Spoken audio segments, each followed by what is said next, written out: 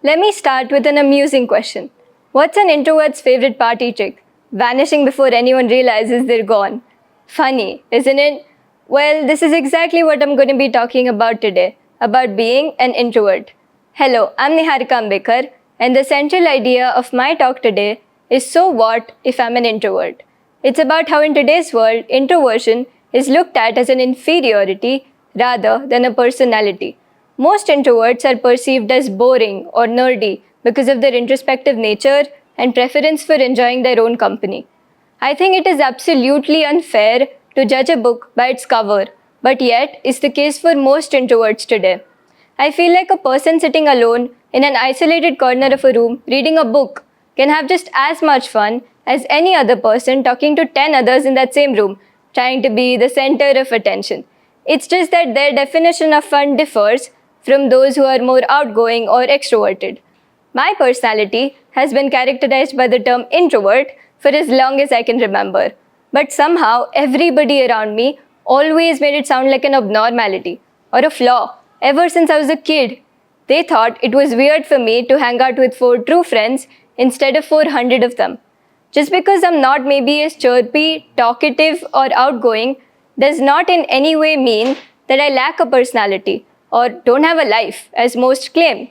It is simply more fun for me to stay at home with a good book, some good music, and a group of close friends, rather than going to a huge party full of strangers or meeting new people every day and behaving like I've known them for years. I admit that it is sometimes extremely hard for me to go up to people and strike up a normal conversation. I take my time to open up. Sometimes I overthink till a point where I convince myself that maybe others might not want to engage with me in a conversation. Perhaps this overthinking is my escape from such social confrontations, because I fear messing up and I fear not being able to get a word out of my mouth after maybe an initial hello if I'm lucky.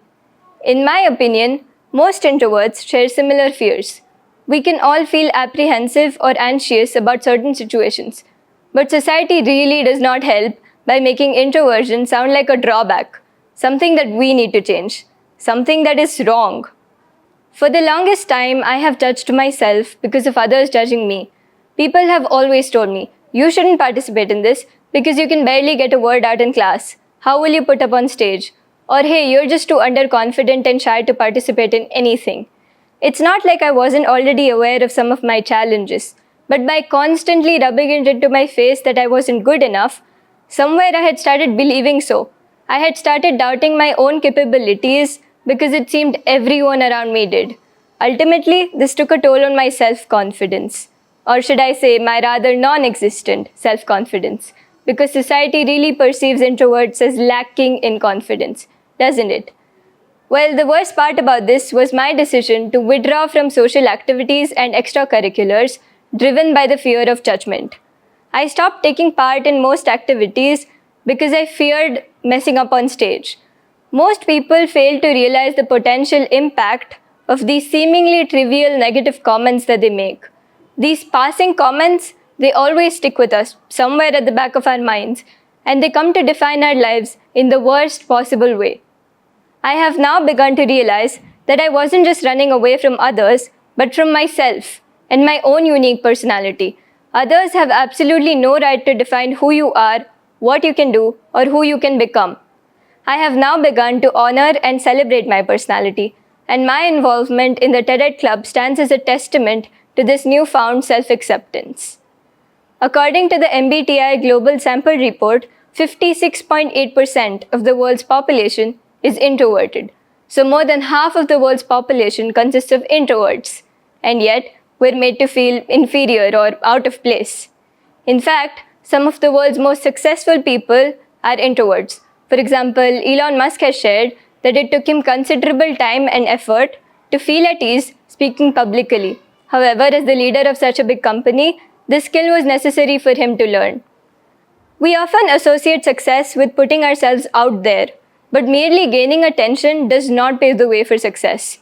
These stories have taught me that there can be multiple paths to success, and that introverted traits can have their own distinct advantages.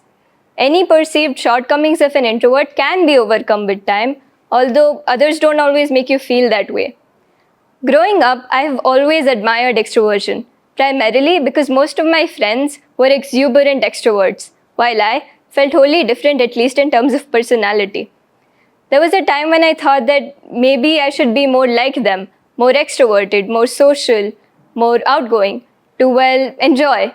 So try I did, but a personality isn't something that can change overnight, right? When I dwelled upon what exactly it was that made me vulnerable to changing my own personality, I realized that perhaps I was far too influenced by the worldview of an introvert.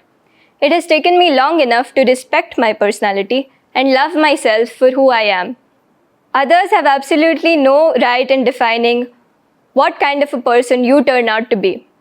There are so many people I know, just like myself, who are in the constant pursuit to change themselves. Either they become more extroverted and succumb to societal expectations, or they're just in a constant battle within themselves for acceptance.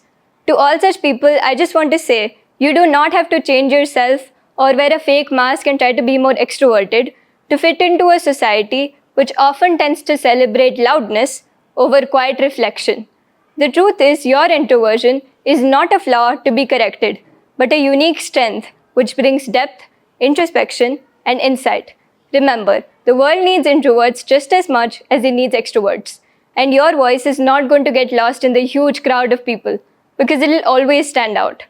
By staying true to yourself, you contribute in ways which might not always be really loud or in the spotlight, but will always be meaningful. Lastly, to all such people who push you to an extent where you feel like maybe changing yourself is the only way out, just stop and ask yourself, so what if I'm an introvert? Thank you.